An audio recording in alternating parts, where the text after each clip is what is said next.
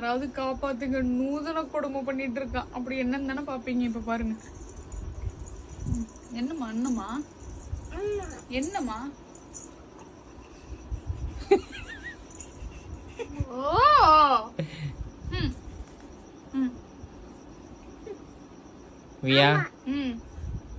அம்மா என்ன வாய் திறக்க மாட்டேங்குது, கொஞ்சம் பாட்டு திரும்பி. மம்மம்மா அம்மாக்கு வேண்டாம். மம்மம் சாப்பிடு பாப்பா.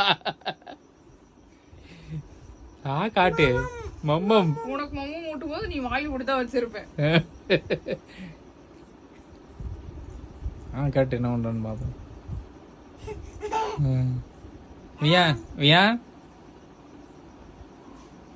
அமைச்சு விடுறா.